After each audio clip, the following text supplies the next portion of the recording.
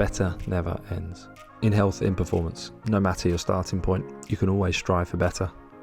My name's Charlie Goodchild, I'm your host, and this is the Better Never Ends podcast. We've made it our mission to share with you the expertise and wisdom of role models and leading experts in their field, teaching us about how we can be better, telling stories about their journey to better, and inspiring you to discover yours. All right, in today's podcast, we had Jacob Yaad Hassan come on, and Jacob's a really good friend of mine. I've known Jacob for a number of years now, and in the last year or so, he's become obsessed, and I think obsession is the right word for it, in hyperbaric oxygen therapy. So this is something that before this podcast, I really knew absolutely nothing about. So normally I have a guest on and they help me understand something I already know a bit about in a bit more detail. Whereas in this one, pretty much everything I know about hyperbaric oxygen therapy, he taught me in this podcast. So really, really good one to listen to. And the concept really is that it's delivering near 100% oxygen.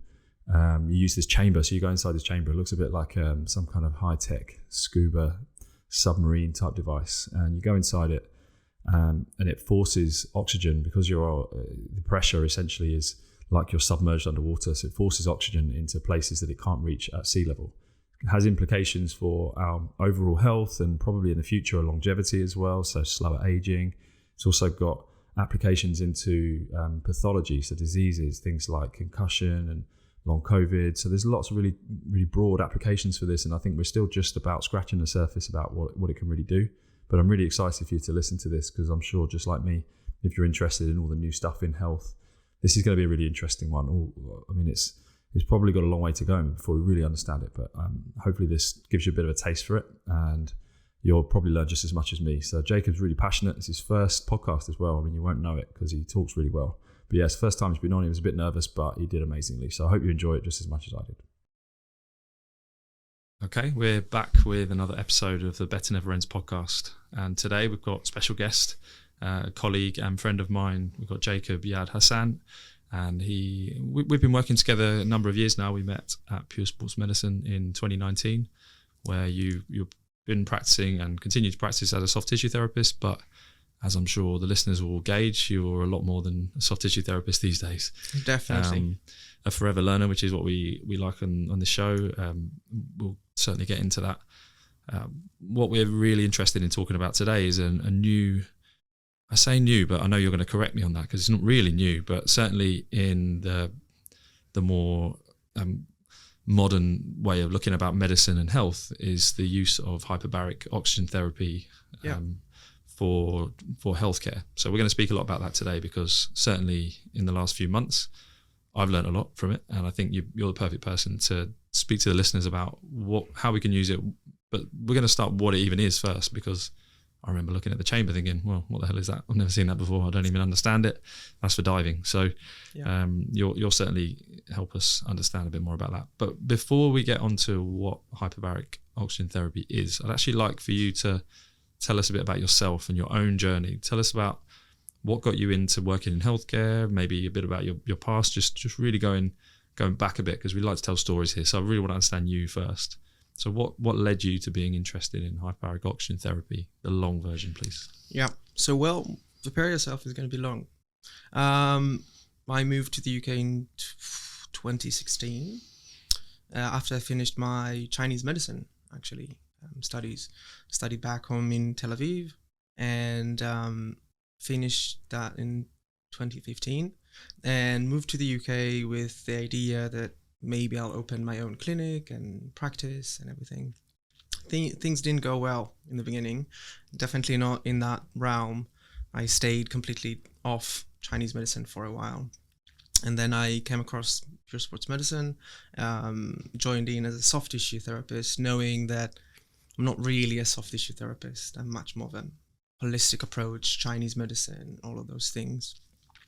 And as I grew as a clinician inside Pure, I got fascinated by pain, as you know, all sorts of modalities and techniques that will work on the pain aspects of things. So I drifted off from classic Chinese medicine to a more pain approach, pain education. And the more I studied, the more I kind of understood what techniques that I want to use more. One of the things I've dived into more is breathing work, which you probably know that I do with patients nowadays. The more I understand about breathing work, the way it works, the more I kind of see the patients react to those things. One of the things that in the million techniques out there, you probably know, what's his name? Wim Hof. It's very famous. All of those techniques are kind of the same. They work on the same concept through our respiratory system. But the one that I got more fascinated is about the hypoxia, the lack of oxygen that we put ourselves through the cycles of breathing. And as I read more about the hypoxia aspect of things and how can we increase the amount of CO2 levels, I came across with the study from hyperbaric medicine, which was very, very kind of odd. I was like, this is something new to me. I read that article and it was really, really interesting. I was like, this is basically everything that I want to do, but high tech. It's very cool. And the more I've read, the more I understood that there is a lot of there. It's like the studies are huge and the technology itself is not new at all. It's just like the last 10 years or so, there's a booming in studies in that subject. So I read more and then it became very personal because one of the studies that they had was on PTSD. So me and another good friend of mine and my brother served back in 2014 in a big operation back in Israel. And that good friend of mine and my brother suffered from PTSD symptoms. And one of the studies that the hyperbaric medicine showed is PTSD can be treated by this modality, so the hyperbaric medicine itself. And that just brought that back home very close. So I spoke to my brother about this and it became very, very kind of special. So that opened the floodgates. So that's basically, I'm all in now. Let's investigate more. And I think that's just the opening of our discussion in terms of where I started this thing. Yeah. And I know that this is a relatively new modality in this country, but I know in Israel it's much more established, isn't it? Yeah. They've got an entire centre and it's huge. It's huge there. They've got research. They've got everything going on. Tell us a bit about that. Yeah. So my last visit to Israel was back in December, and I managed. Luckily, I was really humbled to meet the professor that runs the whole place, which his name is Professor Efrati. Really cool guy, very down to earth, nice, friendly. So I've managed through emails and chats to set an appointment with him. So he gave me half an hour of his time, which was quite nice. The facility itself is huge. You cannot imagine. It's a hospital-size facility, just the hyperbaric stuff they have. They treat around 300 people a day. So imagine this amount. They have 20,000 people on the waiting list. So wow. This is where it's going. Okay. Not only it's a clinical, but it's also a research facility.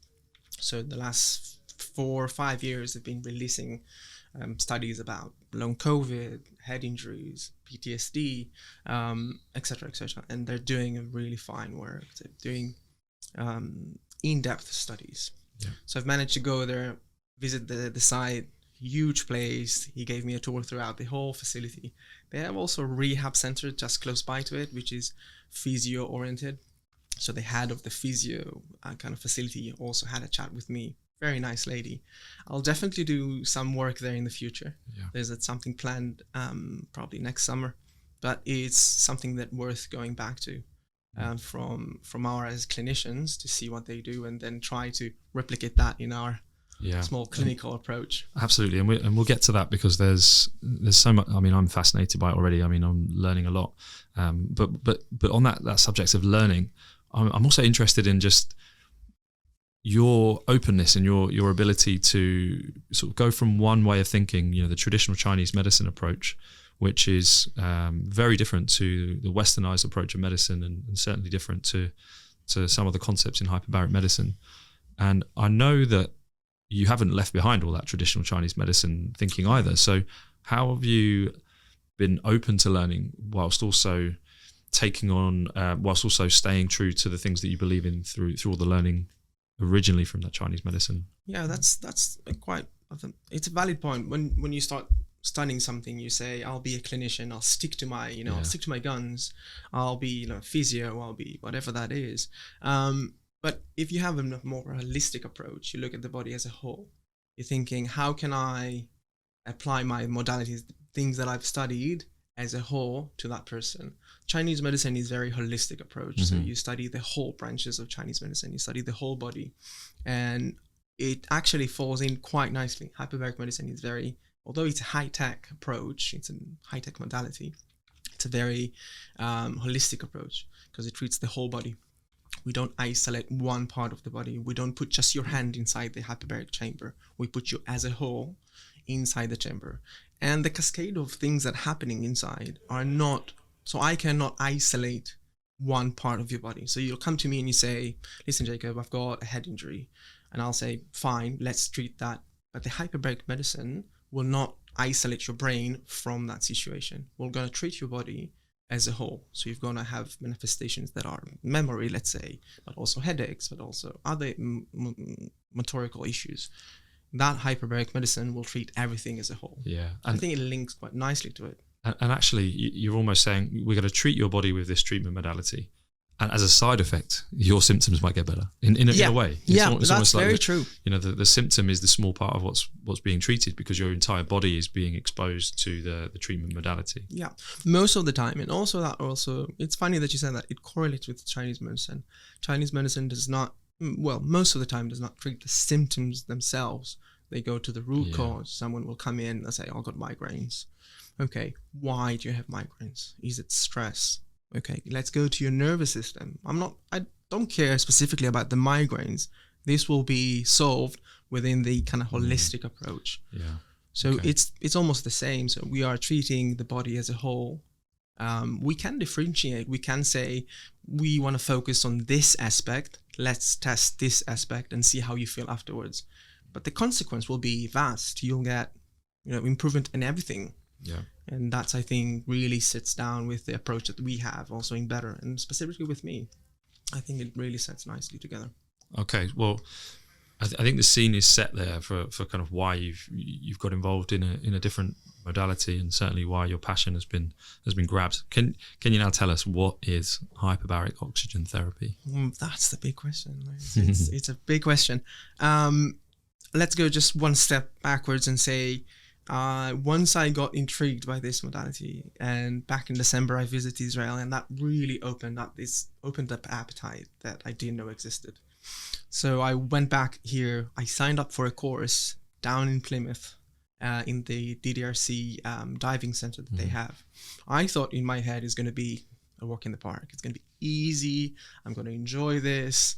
Got there. It wasn't a walk in the park. It wasn't easy. It was an in-depth course about the hyperbaric medicine as a whole, but also the physics behind it, how it works, what is a chamber.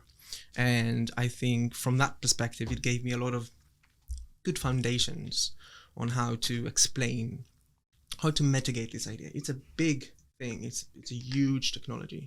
So when I came back to London, I was like, I'm blown away by this. How can I move forward? And then we had Until and the chamber, and reading and studying more and more is, when you have something so complex, you want to funnel it to make it very simplified. So if you know how to simplify a very complex situation or complex idea, then that means you're the master of that subject. Right? So this is the iceberg concept, which I learned about in the Explain Pain books. So the iceberg concept suggests that you need to have a whole massive amount of knowledge and understanding about a complex subject in order to simplify the bit that you see and exactly. deliver a service or deliver an explanation to someone. So the tip of the iceberg is the simplicity, and then the complexity is the bit that's submerged underneath, right? Exactly. And from that DDRC course until today, the study by myself and reading and all of those things was just basically doing the iceberg. Building that foundation. I think teaching someone else or speaking about a subject, if you know how to simplify it to everyone else, that means you control, you understand in depth that subject. I don't think I'm there yet. I'm not an expert. We're going to find out today. We're going to find out today because I'm asking you. Can you simplify HBOT? So hyperbaric oxygen therapy. I'll try to simplify it, but I want to have like small bits of real science, because it's real science. Yeah. So I'll try to simplify it to a certain degree, but then we'll put bits of things that are sciencey. Let's go. So hyperbaric medicine is the usage of pressurized oxygen inside a controlled chamber.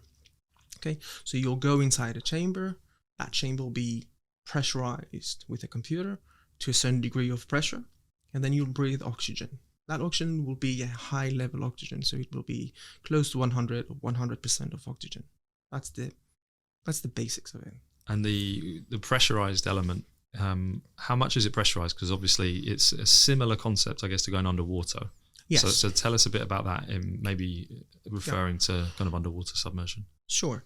So we have to understand that hyperbaric medicine as a medicine was born from diving medicine. Mm-hmm. So we know we have huge foundation when it comes to hyperbaric medicine because it's the daughter of diving medicine. So if we look at any diving accidents, most of the time they will put back in a chamber and they will treat with the chamber. So we have to understand that this is a very old kind of technology. None of it is new for us. We know for a fact that once you're inside the chamber, being pressurized and breathing oxygen, basically delivering a huge amount of oxygen to the tissue. That's what the most important thing is. If I put you in a room with a lot of oxygen, you'll get maybe a slightly increase of that oxygen in your tissue, but not to the amount that we want. Okay, that pressurized element is the key component. We have a kind of a dual effect here. The fact that you're breathing 5 times more oxygen than regular room air, which is 21, which is 100, and the pressure that is being exerted on the tissue. That leads the oxygen into tissues that are either blocked or for some reason going to die from some reason. Either it's ischemic or they have infection or inflammation. So if you want to deliver that oxygen to that area, we need to make sure that it is pressurized. So that dual effect is the key component of hyperbaric medicine, which is basically diving medicine. So that's in short. If you want to dive in more, pun intended, yes. And if you want to dive in more, then we have to understand basics of physics, which is very, very, very basic. Okay. So one of the basic laws that we use is Henry's law. It's the amount of pressure you put on a gas to dissolve it inside liquid. So the gas is oxygen. Mm-hmm. It goes inside your tissue, and the amount of pressure we're going to squeeze it in a way into that tissue will determine how much of that gas goes in there. Okay. So we actually using a different transport method. So imagine the car that takes the oxygen in your blood vessels is hemoglobin, right? It takes so it carries the oxygen to the blood vessels, from there to the tissues, and goes back CO2. Let's say that car is very slow. Okay, it doesn't go all the way to the end, and there's a lot of traffic jam or all sorts of things. So that car cannot get to that destination. What hyperbaric medicine is using is they're diffusing that oxygen through the plasma. The plasma itself carries that oxygen to the area that is lacking of oxygen. So it's oxygen deprived. And if it's oxygen deprived, it will die at one point. It cannot generate any energy and it's not functioning basically. So the pressure will increase the amount of oxygen going into that tissue. Okay, and that's the key component. And I guess what we'll go into as well is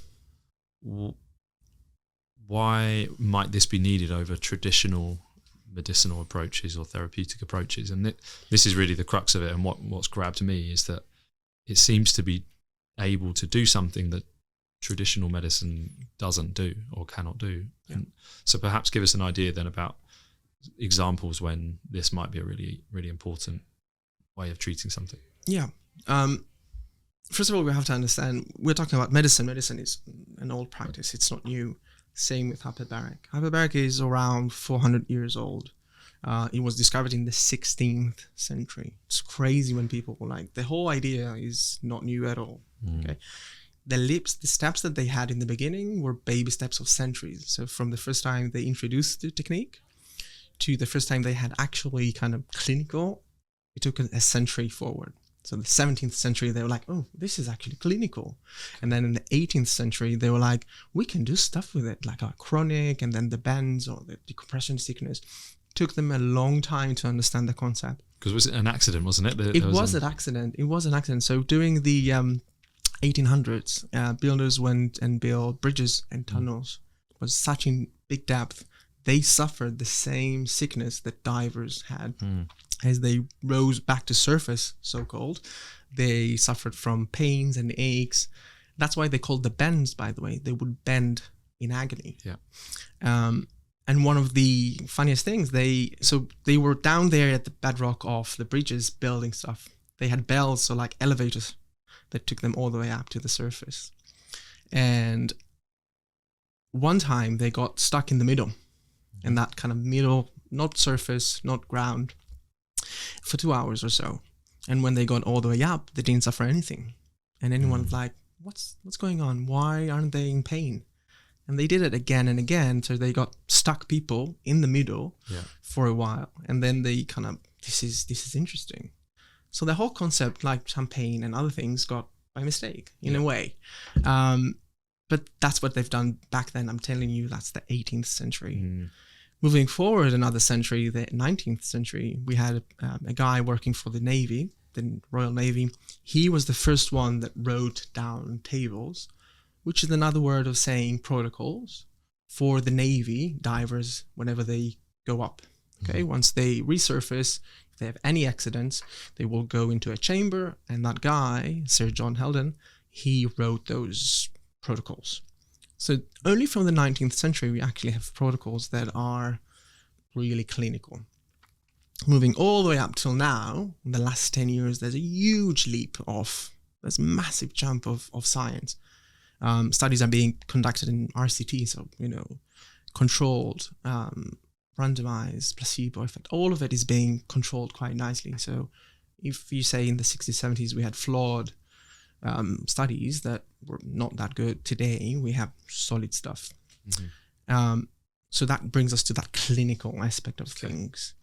Medicine nowadays we all know about what's medicine nowadays. Aside from the trauma side of things, if we're talking about chronic, most people don't get the treatment that they need. And we are in that place to provide this kind of a chronic approach. Yeah, and I'd also add that treatment itself doesn't always do very well with chronic conditions. We struggle with the treatment, and we don't always know what to do.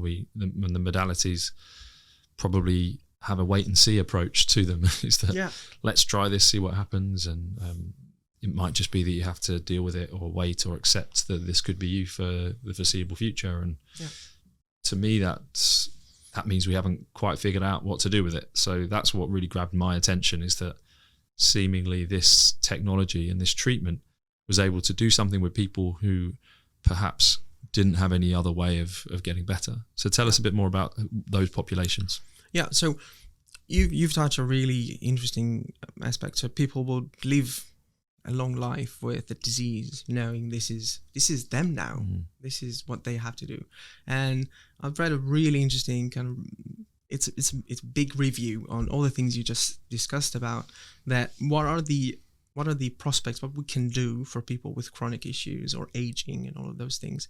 And we have the invasive stuff. We can go surgery, right?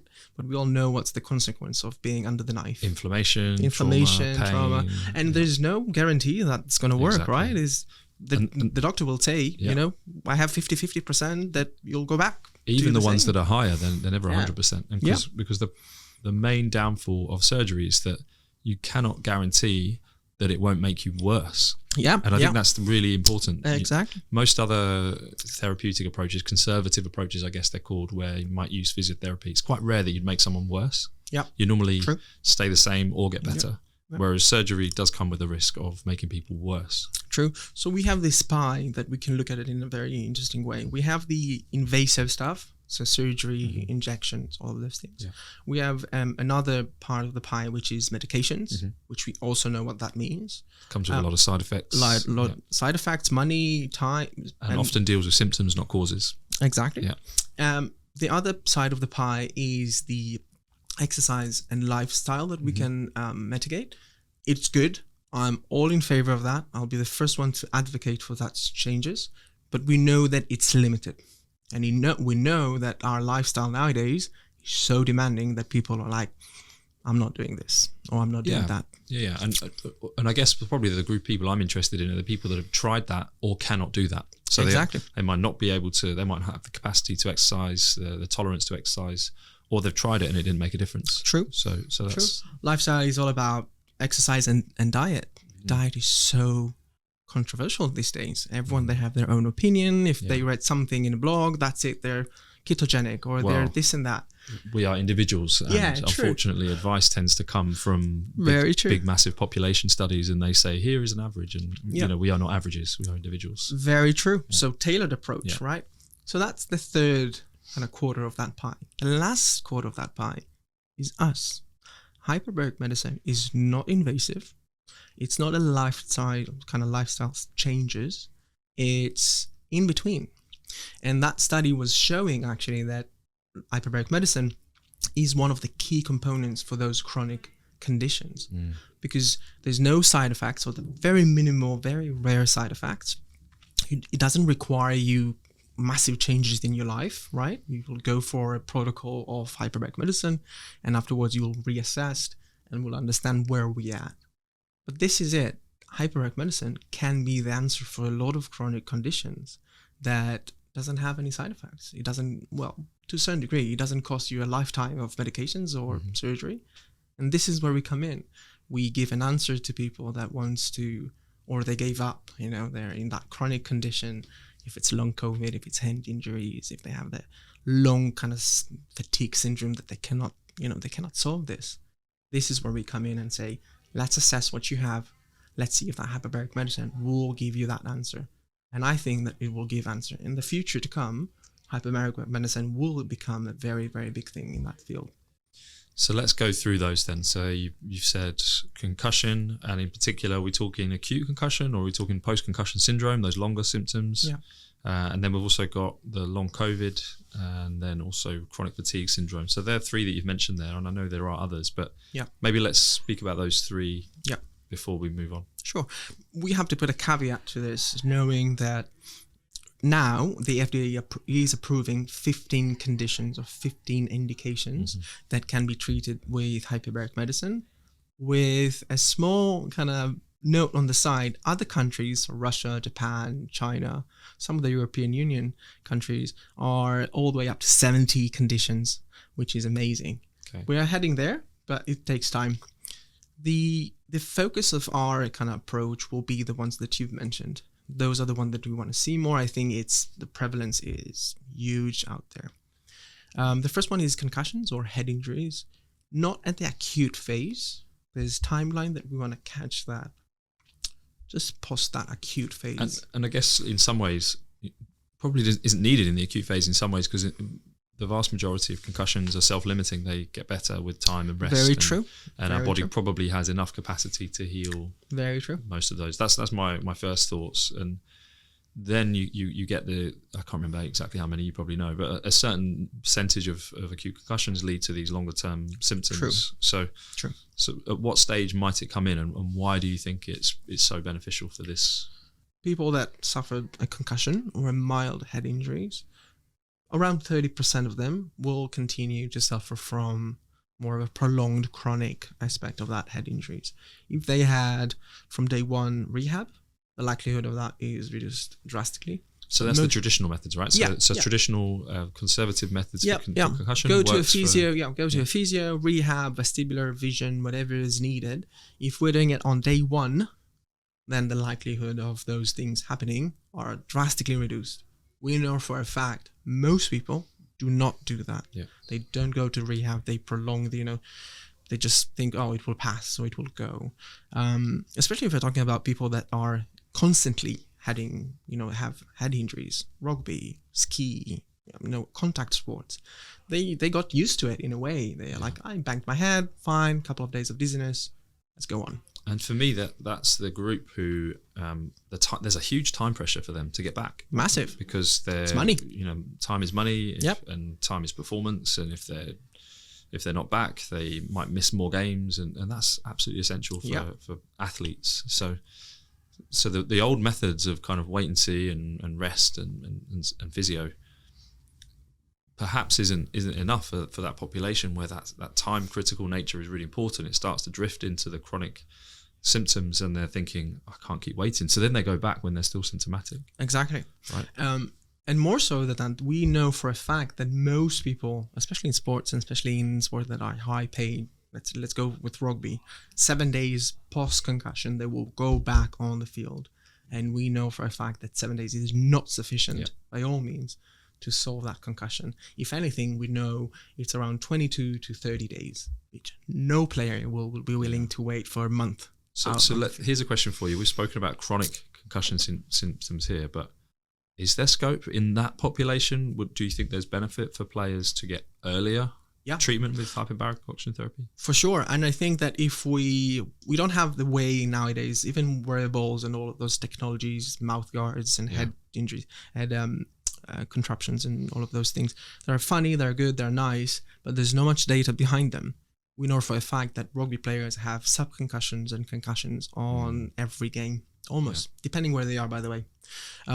So the higher the level, the higher the impact forces, the more chance they have of these concussion symptoms. even we know from studies that are being conducted on both pediatrics and adults, the subconcussive kind of injuries, so just below the threshold of concussion, are considered as concussion. So if you have enough of those, you basically accumulating damage to your brain in a way. And we want those people, those are the ones that needed us the most. Rugby players, contact sports, skiers, all of those people that keep banging their head, they would benefit from hyperbaric medicine the most, because they have for sure boxing, definitely. Fighting, any fighters, any contact sports, fighters, Muay Thai, any of those that keep banging their head in a velocity that keeps, troubling their head in a way. They need, obviously if they don't have any symptoms, fine. I doubt it's the ones that they say, I got a little bit of a headache, most weeks I've got migraine problems. If you actually go and investigate and have a conversation with that person, they would say, well, you know what, I've got migraines and headaches on monthly basis, I've got this, I've got digestive issues. Remind me if we can discuss about digestive issues and concussions. That'll be interesting to see. But they have all sorts of issues there. But they don't attribute that to the concussion itself, because it happened a long time ago and it happened a couple of times. So why would it be? Or if it was that subconcussive thing, they don't remember a specific moment, they just brushed it off. I blacked out, I had a bit of a headache, 2 days I was dizzy, and that's it. Basically, they had a concussion. And nowadays, it's funny to say, but concussion is being described as one symptom after a head injury. And they don't need to have a head injury per se. So if I pushed you hard enough through your body, inertia-wise, so velocity will go to your brain and shake your brain, that's a head injury also. So I don't have to tackle your head specifically to cause that concussion. Which is common, because you'll get someone say, well, I didn't even have a head contact. I just got tackled in my waist. And I've certainly noticed so fast. I used to work in rugby, and I've certainly noticed the players that have had previous concussions, it takes less and less of an impact force to bring on a new concussion. And maybe a really mild bump or a knock and a slight whiplash movement of their neck. And they say, my symptoms are back. So it's funny that you said whiplash. So whiplash takes 4 Gs of energy. So if you know what energy and Gs are. So the amount of energy to produce a whiplash is 4 Gs, which is not a sneeze, by the way. It's 3 Gs. So if you have a very strong sneeze, you might have a whiplash, by the way. All head injuries that are to the head itself are whiplash also. Other way around now. So for head injuries, we need 40, depending if it's children or adults, 40 to 100 Gs. Okay, rugby, for example, big bang, we have those Gs. We have also a neck issue. And I guess if you're on the other side of it, if you have a really, really strong neck, you're able to withstand those whiplash forces or those contact injuries to some extent. To some extent. It's controversial. There's a lot of ideas around strong neck and stiff neck or stiffness of neck and exercises that rugby players are doing. The data is not there, by the way. If we look at the numbers, people do suffer from whiplash and head injuries, even though they've been practicing.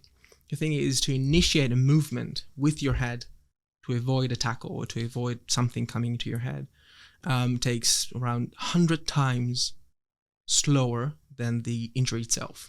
So if you can avoid the tackle, avoid it. Don't stiffen your neck. It's not going to give you anything. But we're drifting. Back to concussion. So there are subconcussions and concussions accumulation, all of those things. The symptoms will be there. If we investigate slightly deeper, we'll find all sorts of things. If we investigate even deeper, we'll have a real, conversation with that person. We might go into even more personal stuff. So memory, they cannot concentrate.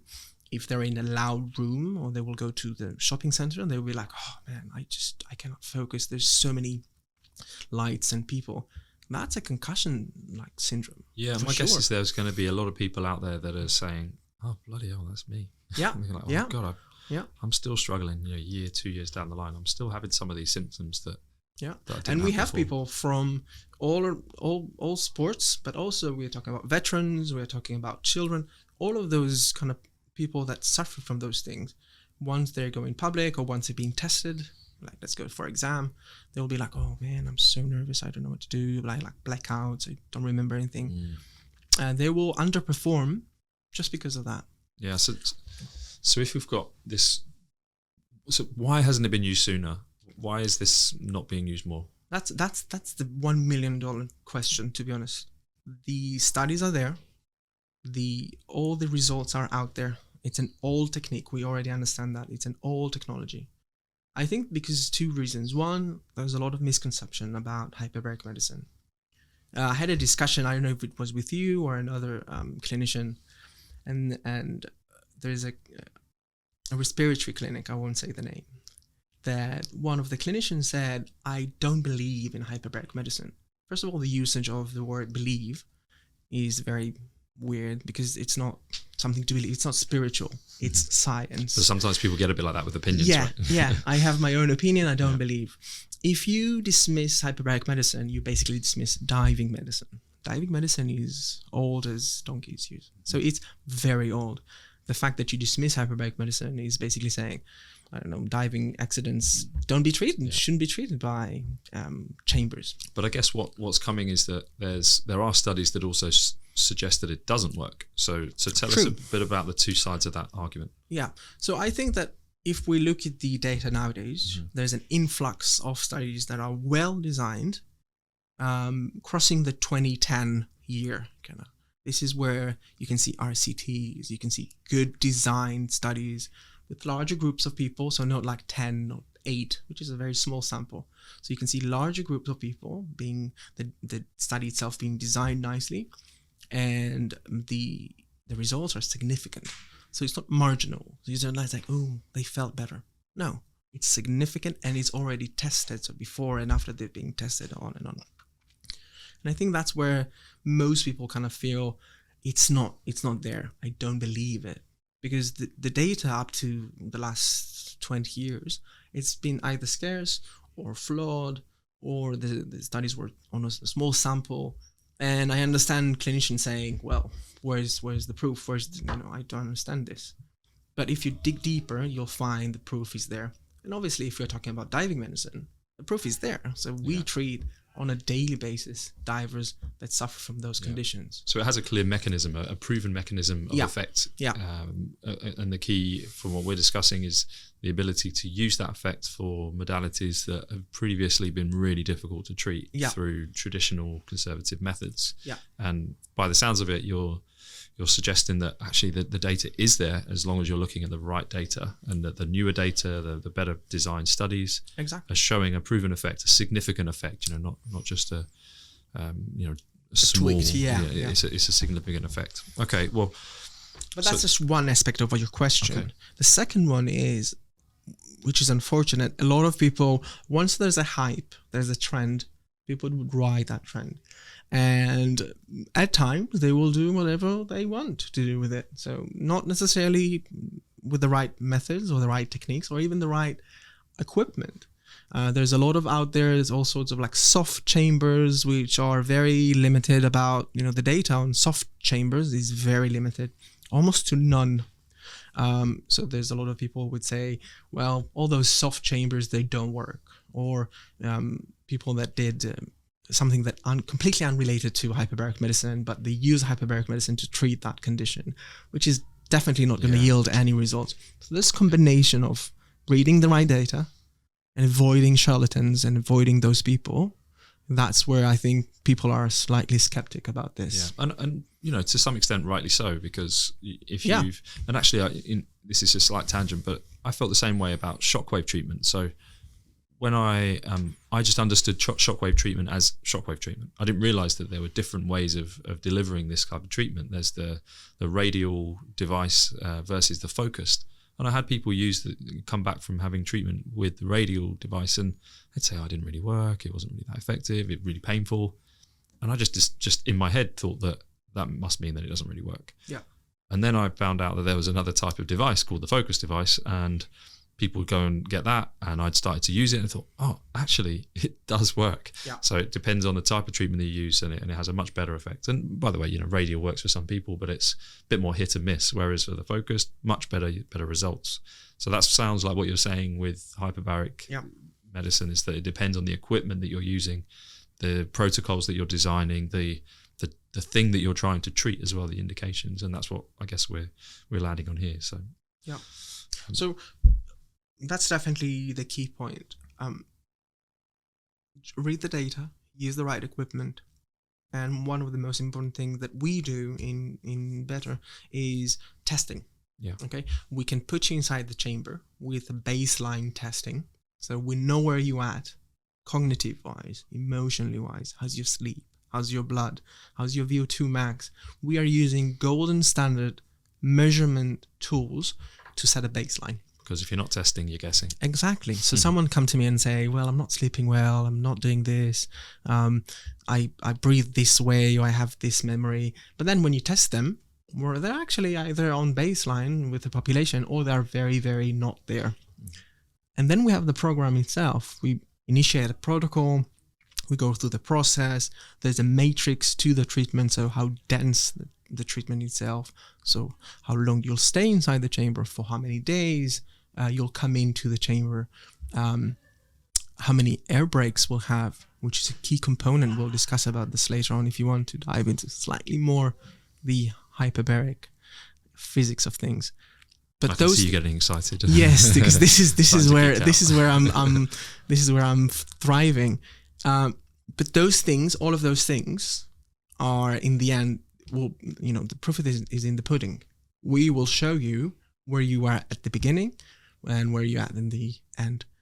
And the good thing is, we're the only ones that are doing it in this method, to this extent, with those golden standard in, I wouldn't say UK, but for sure in London. Yeah. We are providing a massive battery of tests with a very, very good chamber and protocols that are fit to the ones that we want to treat.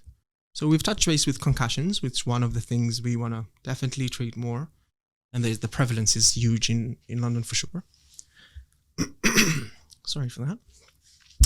And the second thing, which I would say definitely prevalent, especially with young 20 to 30, 40-year-olds, which is COVID, long COVID. So we know that COVID has been a pandemic itself, and they left a scorched ground when it comes to certain people.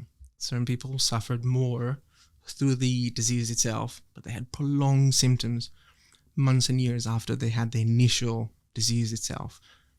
The array of conditions, from the emotional side of things, so anxiety, depression, all of those things, to cognitive stuff. It has such a broad, I didn't understand this very early on, such a broad spectrum of symptoms. And Very things true, that people very true. suffer with. Yeah. Really, sometimes even some really unusual ones as well, and people are absolutely convinced that these symptoms did not exist prior to their COVID infection. I have my own opinion, kind of based on what I've read and studied. Long COVID will be prevalent in certain people with certain immune system, but I'm just entertaining this argument with myself at the moment. Might be wrong, by the way. But the overarching symptoms that they have will be significant. From physical stuff, they will feel pain or discomfort or breathing issues.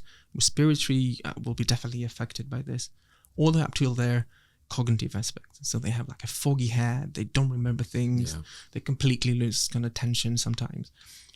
Those people would be primed to use the hyperbaric medicine, exactly because what we discussed. We want to deliver that oxygen to tissue that were damaged by the virus. The virus caused havoc to their tissues in a way. The virus managed to escape the lungs, got all the way to the brain, and just did whatever he wants there. And the manifestations are the things we've discussed now. And this has hit the mainstream a little bit, hasn't it? Treatment for long COVID. I've seen stuff on the news before. BBC published a couple of months ago a very interesting article about a young lady in Scotland that she had a protocol of hyperbaric medicine for her long COVID.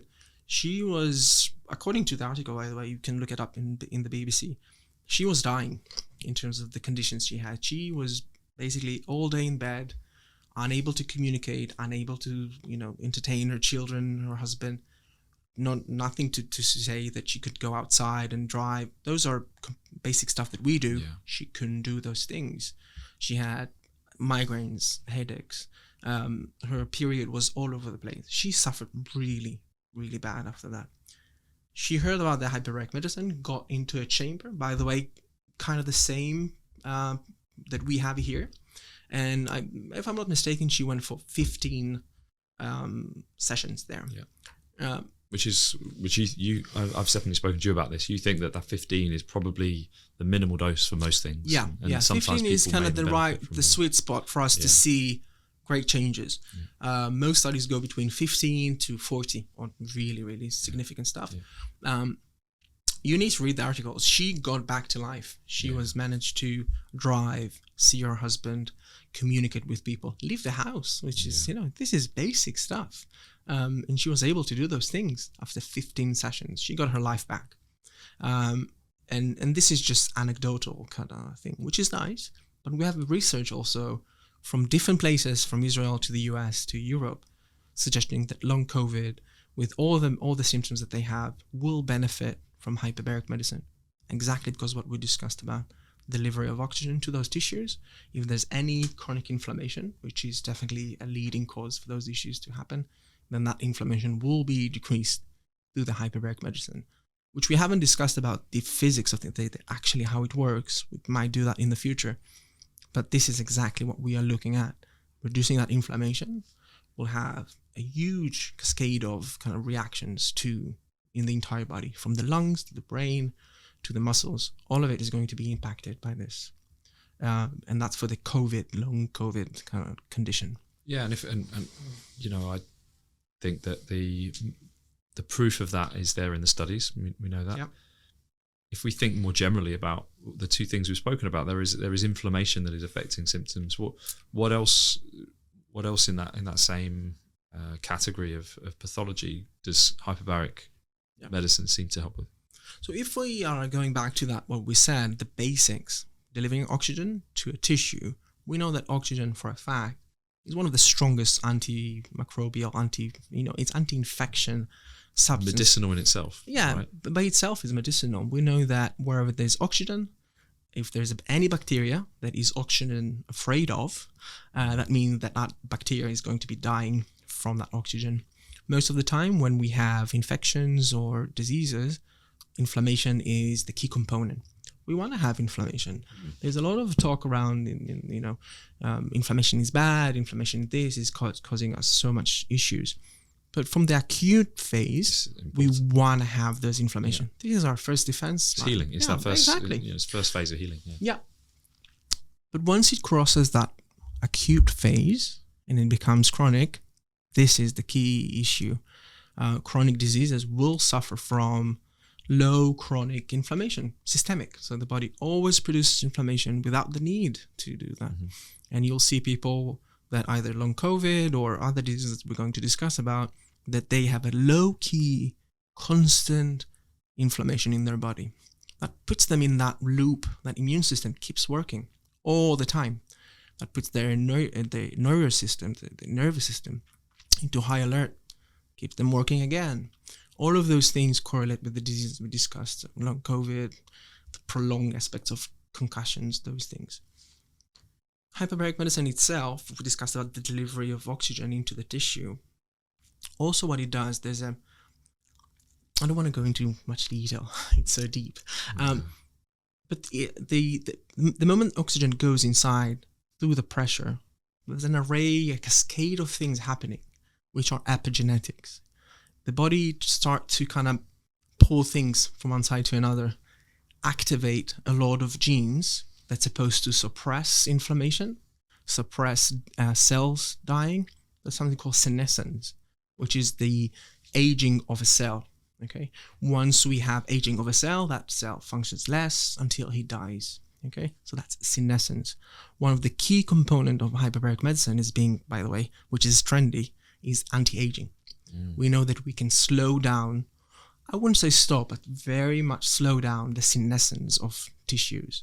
If we manage to reduce that inflammation, manage to reduce that infection if there is any, and we have a transcription of around 8,000 genes, they're all working synergetically to reduce inflammation and increase the pro stuff that we need.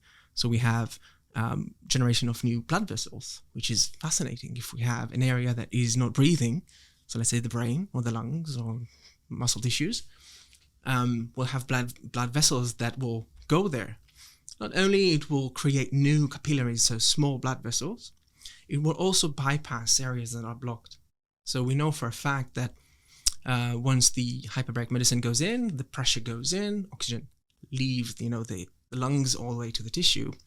If there's an area that is blocked, then we have small capillaries creating from that blocked area. Okay, that will reach to that blocked area that needs to be breathing. So that's called angiogenesis, which is amazing. So we're building new blood vessels. So think about the brain that is being ischemic or dying. We need to deliver that oxygen through new blood vessels. All of those things, which is quite fascinating, are the ones that are basically so unique about hyperbaric medicine. So I guess the thing to take from that is that even if these symptoms have been there for many, many months and years, is that there is still the potential to heal around it and to create healing despite the death of certain tissues. So that's kind of where my thoughts initially were, is that if these tissues are dead, then surely they're dead. You can't bring them back to life. But actually what you're saying is that you could just grow new tissue around it, and that's what the hyperbaric medicine seems to be doing. Yeah.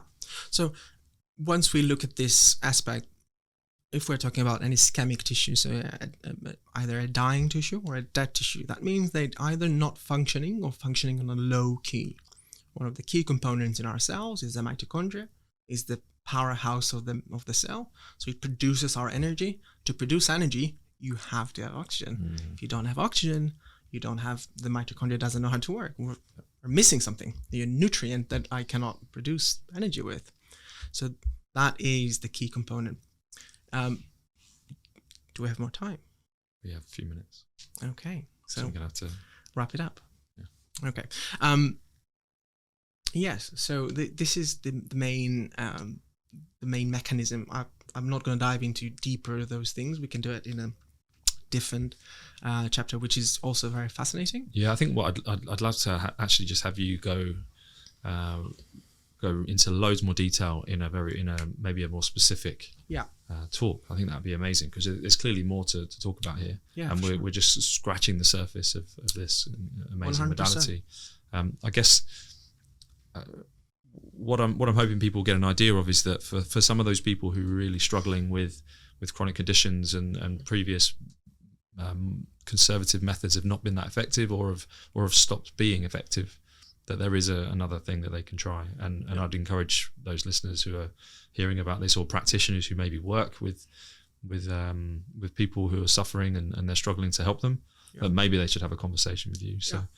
So of course we've mentioned already you work with me at Better, and they can have a look on the website www.betterneverends.com. There's a hyperbaric oxygen therapy page where they can learn a bit more about what we can help with, and they can book in for a free session to discuss their case with you. And no obligations on that. It's just to get an idea of whether you can help them or not. So I'd really encourage anyone whose ear has been grabbed by this conversation to really reach out to you and have more of a conversation. We've got a few minutes left. Maybe just what have we not covered today that you think might be really important, or what would you really want to emphasize today to finish things off for us? Yeah. So I want to two things. One, I want to circle back to one more element, and then we'll wrap it up in the end. We we want to see not only sick or people that suffer from something. There's a very, very big gap in the market nowadays, and I'm shouting to all my friends that are athletes, pro or amateur. Hyperbaric medicine is being shown significantly to improve sports performance, marginal gains. We know for a fact that the delivery of oxygen to a mitochondria increase their density, increase their performance. So this is a shout out to athletes. If they want to have an edge when they compete, when they want to have an edge when they recover, if they have a periodization where they completely drained themselves and they're not recovering fast enough, this is where we come in. So not only conditions that are, sickness and injuries and stuff, we want to see athletes, pro or amateurs, or people that like to compete, and their training regime is so intense and so hectic that their recovery is very slow. So they might pick up an injury down the line. But we are here to help them and show them that there's another way. The studies are there, the data is there, and we can refer you guys to see this. But if you're an athlete that competes, pro or not pro, and you're not recovering fast enough, you want to perform better, you want to get that edge that no one is using nowadays, which is quite funny. It's legit, it's legal. It's legal. Yeah. And we know we can, put you in a chamber, give you oxygen, and you'll be ahead of your competitors. Please reach out. This is a very interesting avenue to explore. Because it's been shown to increase VO2 max. It's crazy, yeah. Increases VO2 max, which is something that you might have to train for months and months and years to achieve. And yet very true. You can achieve the same benefits through a passive, which is crazy. I mean, that in itself is mad. Through a passive treatment approach. And by passive, we mean you just sit there and have this treatment delivered. Just breathing. Just by breathing. Enjoying yourself, chilling out. And as we know, we've got Netflix, we've got TVs. You can literally put your feet up. And you can chill out Netflix and relax and chill. And just basically breathe. Yeah. And you're going to have an edge, an advantage, which is legal over your competitors. And also, if you know that this year is going to be your marathon, your triathlete, you're going to do this and this amount of competitions, and you want to have periodically, gaps of recovery, this is where we come in. Let's put you in a better recovery position that each and every time you perform your best. Amazing. And simple as that. It's non-invasive. It's easy. It's really easy. Just reach out. To wrap this up, I think we have an amazing tool in our hands. It's non-invasive. It's easy to use to a certain degree. And the indications are almost limitless. We have the largest battery of tests. We perform it very well in terms of no frictions. So you'll come to us and from start to finish, everything will go smoothly. You'll be tested, you'll be into the chamber, out of the chamber. And by the end of the session, by the end of this program, you will be tested again. All the results will be at your hands. You'll get experts' advice from blood experts and physiologist experts to give you advice. We'll definitely encourage you to act on those advices and those recommendations. But by the end of that kind of journey, we want to see you in a completely different place. And this is what the tool we have in our hands, and it's very promising. It's very, very interesting what's going to happen with this. Amazing. I mean, what a great way to end. I think you've summarized things really nicely. Done my job for me almost. So very good. You can summarize it better than me. So I think we'll leave the conversation there, and really great to talk about a really exciting future for hyperbaric medicine, and certainly with some of those difficult to treat pathologies that we've spoken about, concussion, long COVID, chronic fatigue. We didn't even speak too much about chronic fatigue syndrome, but also those performance athletes who are looking to gain a bit of an edge. So thanks so much for coming on today. And there's certainly more to come. I think we'll probably put maybe some stuff out there and in the future with lots more detail. But I mean, the main thing is if people are curious, to come and ask and come speak to you, so they can find you on Instagram, they can find you on the website, whatever's going to work best. So go to the website, go to Instagram, HBOT expert, and reach out, have a conversation, explore this. This is all about exploration. And if you find it beneficial, let's ride on. Thanks very much. Thank you, Charlie. Thanks for listening to today's podcast. This podcast is sponsored by Better, provider of health, wellness and performance services based in central London. You can book in for face-to-face services at either of our 2 clinics, one in Soho and one in the city.